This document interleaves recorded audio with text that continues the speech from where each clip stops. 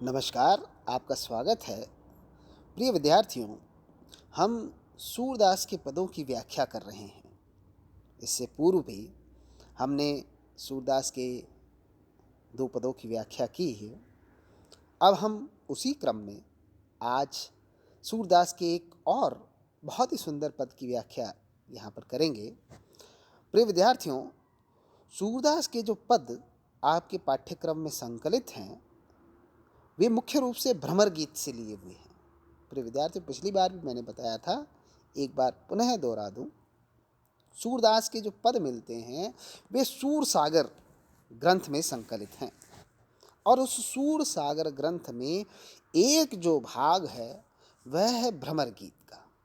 प्रिय विद्यार्थियों, भ्रमर गीत सूरदास के द्वारा रचित पदों में अत्यंत ही महत्वपूर्ण है, और ये भी कहा जाता है, जो मैंने आपसे पहले भी चर्चा की थी, कि सूरदास के पदों में भ्रमर गीत जो है वह सूरदास की मौलिक कल्पना है, और इसके माध्यम से सूरदास ने निर्गुण और ज्ञान मार्गी जो मत है उसको पराजित करते हुए सगुण प्रेम मार्ग को श्रेष्ठ बताया है।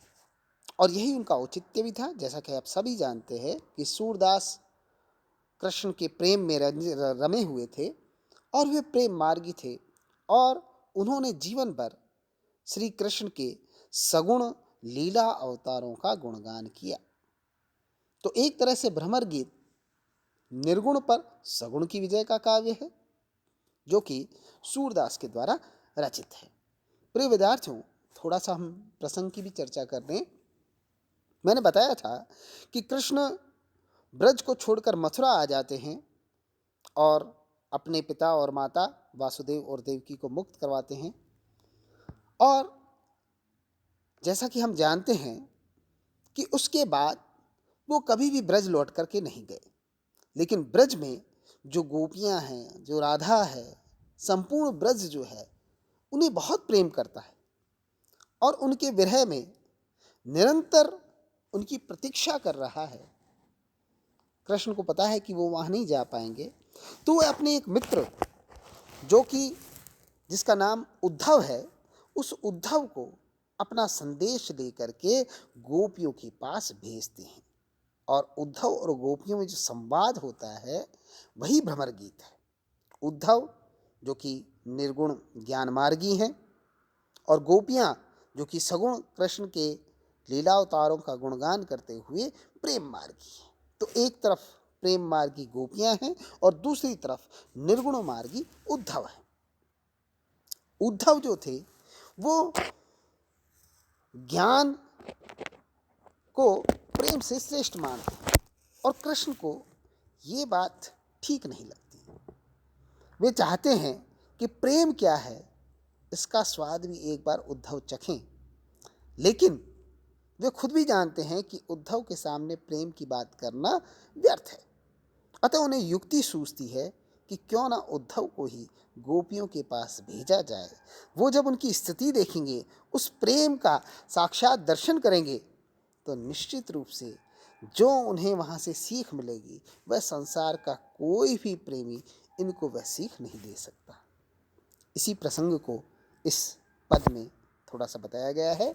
प्रिय विद्यार्थियों, उनके दिमाग में चल रहा है कि किस तरह से श्री कृष्ण के किस तरह से गोपियों के पास संदेश भेजा जाए, और उसी संदर्भ में ये पद है कि तबही उपंग सुत आए गए, सखा सखा कछु अंतर नाही, भरी भरी अंक लहे, अति सुंदर तन श्याम सरीखो, देखत हरि पछताने, ऐसे को वैसी बुद्धि होती, ब्रज पठवे तब आने, या आगे रस काव्य प्रकाशे, जोग बचन प्रगटावे, सूर ज्ञान दृढ़ या के हृदय, जो तिन जोग सिखावे। बहुत सुंदर अंतिम जो है वह उद्देश्य बता रहे हैं कि सूरदास वर्णन करते हुए कहते हैं कि कृष्ण को लग गया कि इनके हृदय में तो ज्ञान जो है वह इनके हृदय में दृढ़ है, तो क्यों न इन्हीं भेजा जाए कि ये जा करके उस ज्ञान का लाभ गोपियों को दें, और उन्हें कहे कि परम पिता परमात्मा निर्गुण ज्योति स्वरूप है उसका ध्यान करो, कृष्ण को भूल जाओ। इस तरह से उन्हें युक्ति सूझती है। बड़ा सुंदर पद है, कई सारे मनोभाव इसमें व्यक्त हुए हैं। कुछ सोच रहे थे कृष्ण, तबहि उपंगसुत आए। उपंगसुत उद्धव के लिए कहा गया है, ये उद्धव का ही एक नाम है। जब उनके दिमाग में चल रहा था तबहि उसी क्षण उपंगसुत उद्धव भी कृष्ण से मिलने के लिए आ गए। सखा सखा कछु अंतर नाही, भरी भरी अंक लहे। कृष्ण एकदम खड़े हो गए और उद्धव उनके सखा हैं, तो वह कहते हैं सखा सखा में कोई अंतर नहीं, मैं तुम्हारा सखा हूं और तुम मेरे मित्र हो। अर्थात मैं तुम्हारा मित्र, तुम मेरे मित्र। तुम ज्ञानी हो, परम ज्ञानी हो और मुझे परमात्मा स्वरूप समझते हो, लेकिन हम मित्र हैं, इसलिए हम दोनों में कोई अंतर नहीं है। और भरी भरी अंक लिए और भर भर के उन्हें अंक लिए, मतलब हृदय से लगा लिए, बार बार उन्हें हृदय से लगा लिया। अति सुंदर तन श्याम सरी को देखत हरि पछताने। कृष्ण ने बड़े ध्यान से उन्हें देखा और कहा कि इनका सुंदर तन जो है बिल्कुल मेरे जैसा है, श्याम सरी को, मतलब कृष्ण जैसा ही है। देखत हरि पछताने, ये तो इतना सुंदर स्वरूप है इनका, मेरे जैसे सुंदर, परम सौंदर्य है, वान है। देखत हरि पछताने, लेकिन देखने के बाद हरि पछताने लगे, कृष्ण पछताने लगे कि सौंदर्य का क्या लाभ, क्योंकि उन्होंने सारे सौंदर्य को त्याग कर निर्गुण निराकार ज्ञान मार्ग को अपना लिया। ऐसे को वैसी बुद्धि होती, ब्रज पठवे तब आने। अब ये बड़ा देखिए किस तरह से जो बात करते हैं सूरदास, जो लिखते हैं वे कितना सुंदर है। वो कहते हैं ऐसे को वैसी बुद्धि होती, इतने सुंदर शरीर धारण करने वाले के पास वैसी बुद्धि होती, ब्रज पठवे तब आने।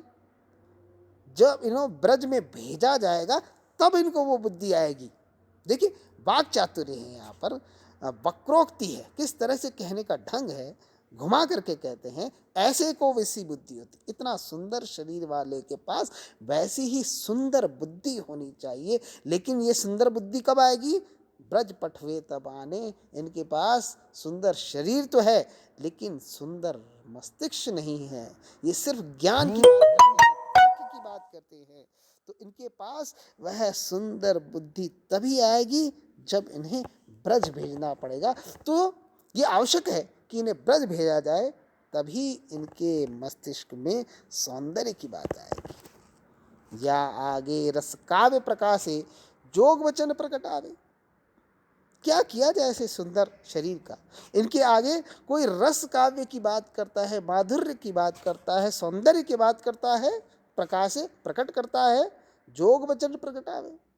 अब जैसे इनके सामने सौंदर्य की बात की जाए, प्रेम की बात की जाए, तो ये तुरंत जोग वचन प्रकटावे, ये तो योग साधना की बात करते हैं और वैसे ही वचन, वैसी ही उक्तियां बोलने लगते हैं।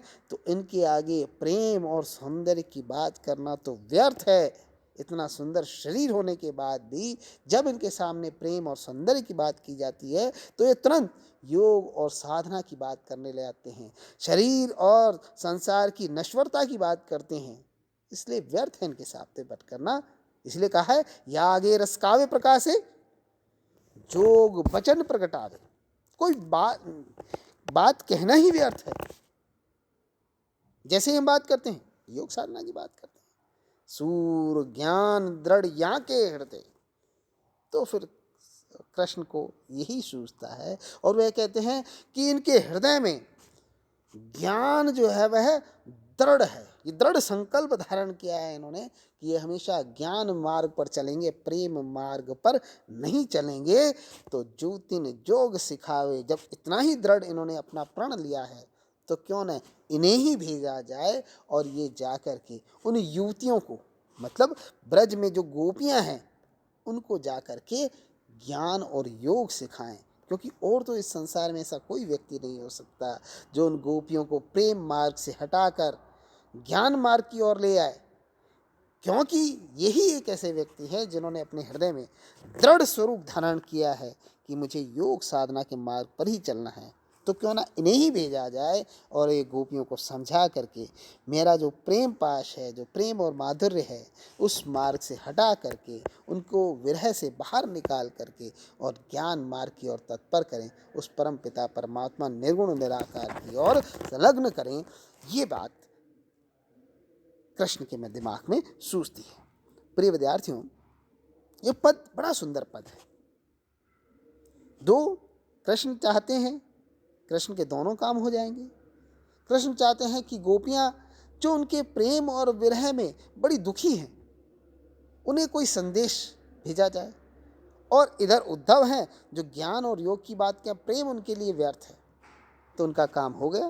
कहते हैं उद्धव जाएं, अगर इन्होंने गोपियों को समझा दिया तो बहुत अच्छी बात है, और गोपियों ने इन्हें समझा दिया तो भी बहुत अच्छी बात है। इस तरह से बड़े ही सुंदर रूप में इस पद की व्याख्या, इस पद को सूरदास ने लिखा है। आज के लिए इतना ही। विद्यार्थियों, कल हम फिर मिलेंगे अगले वीडियो में। नमस्कार, धन्यवाद।